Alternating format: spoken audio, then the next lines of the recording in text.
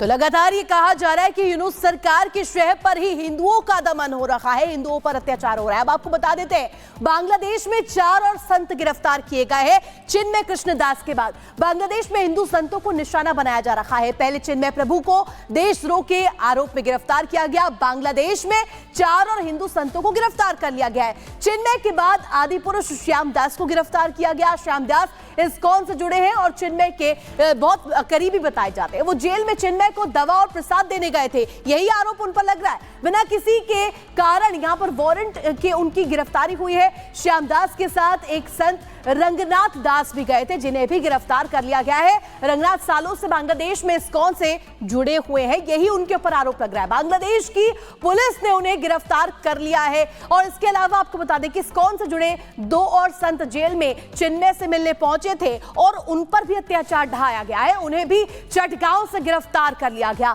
ISKCON Kolkata के उपाध्यक्ष राधा रमण ने यह दावा किया है। राधा रमण ने क्या दावा किया है? चारों गिरफ्तार संतों की तस्वीर जारी की गई और पूछा कि क्या ये चारों आतंकी जैसे दिखते हैं? ये बड़ा सवाल चिन्मय प्रभु के निजी सचिव बताए जा रहे हैं। उसके अलावा देखिए, दावा ये किया जा रहा है पुलिस उन्हें भी गिरफ्तार करेंगी और बांग्लादेश सरकार या पुलिस ने इस पर बयान नहीं जारी किया है। चिन्मय की जमानत पर आज यानी कि 30 दिसंबर को सुनवाई होनी है।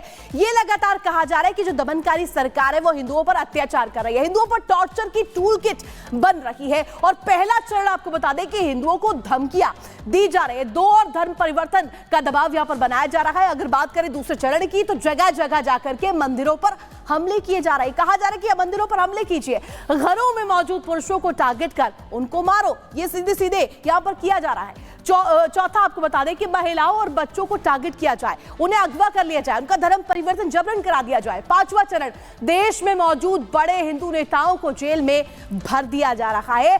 6ठा चरण, जिसमें टूल किट में ये 6ठा चरण बहुत अहम है, जो भी हिंदू है और इस्कॉन से जुड़ा है उसका सर कलम कर उसे मार डालो, ये कहा जा रहा है, ये किया जा रहा है बांग्लादेश में और हिंदुओं के खिलाफ अत्याचार जारी। और आगे बढ़ते हैं, इजराइल और लेबनान के बीच युद्ध विराम पर भी संग्राम देखने को मिल रहा है। ऐसा इसीलिए क्योंकि इजराइल ने लेबनान पर संघर्ष विराम के बीच में ही हिजबुल्लाह के रॉकेट लॉन्चर को हवाई हमले में उड़ा दिया। और ये इजरायली सेना ने तब किया है जब संघर्ष विराम का 3रा दिन है। ऐसे में 3रे दिन जो समझौता हुआ है युद्ध विराम को लेकर, संघर्ष विराम जो समझौता हुआ है उसको लेकर हिजबुल्लाह ने, लेबनान ने सीधे तौर पर इजरायली सेना को चेतावनी दे दी है। और यही एक बड़ी वजह है कि ये संग्राम देखने को मिल रहा है। रिपोर्ट देखिए।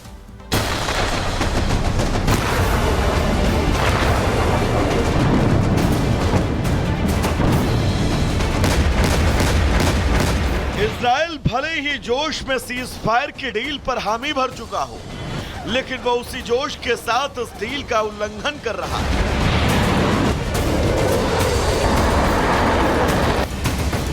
फायर लागू होने के बावजूद इजराइल ने अपनी बंदूकों, तोप और रॉकेट्स के मुंह को लेबनान की तरफ खोल दिया और भीषण तबाही मचाई।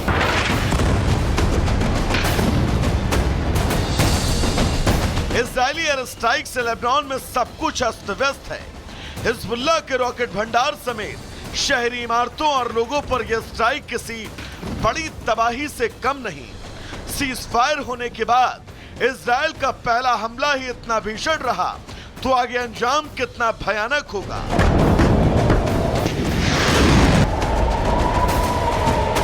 लेबनान पर हमले के साथ ही इजराइल ने गाजा में भी कई घातक हवाई हमले किए।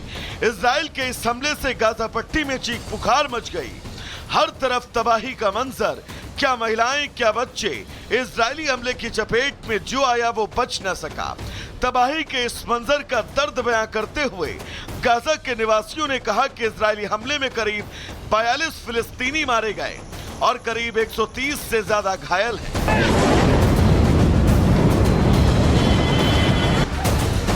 गाजा से सटे खान यूनुस शहर में हुए हवाई हमले में एक बच्चे समेत कम से कम 5 फिलिस्तीनी मारे गए और हमले में एक मस्जिद के पीछे विस्थापित परिवार को आश्रय देने वाले एक टेंट को निशाना बनाया गया।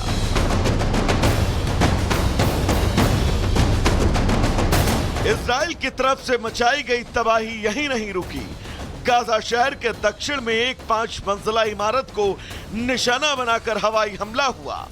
जिसमें एक युवक की मौत हुई और इजरायली बलों ने मौके पर पहुंच रहे पैरामेडिक्स की टीम पर भी गोलीबारी की।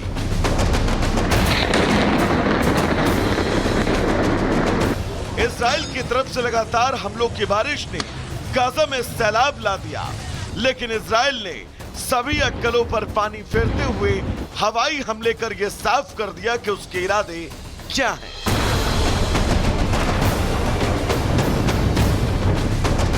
नेतन्याहू अपनी कसम के लिए किस हद तक जा सकते हैं, ये इन हमलों से समझा जा सकता है।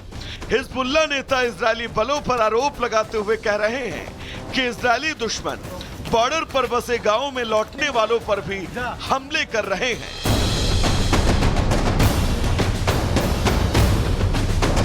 7 अक्टूबर 2023 से अब तक गाजा में इजराइल के नरसंहार में कम से कम 44,000 से ज्यादा फिलिस्तीनी मारे गए और 1 लाख से ज्यादा घायल हैं। वहीं लेबनान में गाजा में युद्ध शुरू होने के बाद से इजराइल के हमलों में कम से कम 3,960 लोग मारे गए और 16,000 से ज्यादा घायल हैं। Bureau report, Republic Bharat.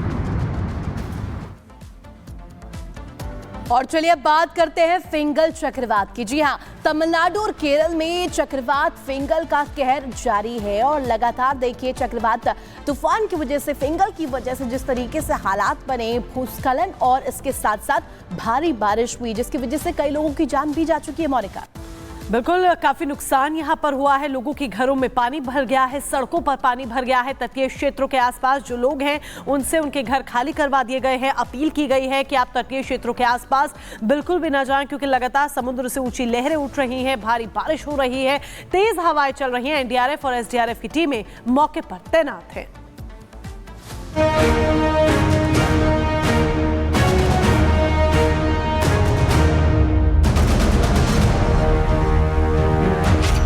कहीं सड़क बनी दरिया,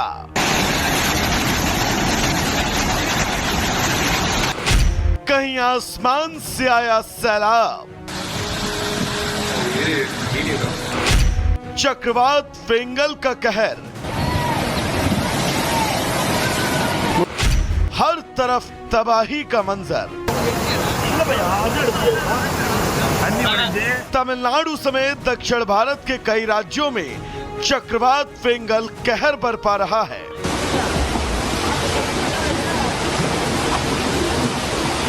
मौसम विभाग ने तमिलनाडु, पुडुचेरी, केरल, कर्नाटक, तेलंगाना व आंध्र प्रदेश में आने वाले दिनों में और ज्यादा बारिश होने के संकेत दिए हैं। तमिलनाडु में भारी बारिश कुछ इस कदर कहर बरपा रही है कि उसके जद में जो कुछ आ रहा है वो अपने साथ बहा ले जाने को आमादा है। तस्वीरें देखिए, विल्लुपुरम में बारिश का पानी मंदिर तक को अपने आगोश में ले लेता है और देखते ही देखते पूरा का पूरा मंदिर पानी में समा गया। तमिलनाडु के कई जिले बाढ़ की चपेट में हैं, जिसमें विल्लुपुरम बाढ़ की सबसे भयंकर त्रासदी से जूझ रहा है। विल्लुपुरम से होकर गुजरने वाली सभी रेल सेवाओं के अस्थायी रूप से निलंबित हो जाने से सैकड़ों यात्री प्रभावित हैं। गांवों और आवासीय बस्तियों तक बाढ़ का पानी पहुंच चुका है। तमिलनाडु में आई बाढ़ की विभीषिका को अगर समझना हो तो इन तस्वीरों को देखिए। तमिलनाडु के कृष्णागिरी जिले में बसें और कार किसी ताश के पत्तों की तरह पानी में समाती दिख रही हैं। भारी बारिश के चलते कृष्णागिरी जिले के कई इलाकों में बाढ़ जैसे हालात हैं। सबसे ज्यादा असर उन्थांगरई तालुका में देखा गया, जहां बस अड्डे में बाढ़ का पानी घुस गया। मूसलाधार बारिश के चलते तिरुवन्नामलाई में एक भयंकर लैंडस्लाइड का हादसा हुआ। इस घटना में 5 बच्चों समेत एक ही परिवार के 7 लोगों की जान चली गई। मौसम विभाग की माने तो तूफान बीते रविवार को कमजोर पड़ गया था, लेकिन फिर भी बारिश नहीं रुक रही है। पुडुचेरी के शहरी इलाकों में पानी भरने के बाद सेना को बुलाना पड़ा। रेस्क्यू टीम ने अब तक 200 लोगों को सुरक्षित स्थानों तक पहुंचाया। वहीं 1000 लोगों को राहत शिविरों में शरण लेनी पड़ी। आईएमडी ने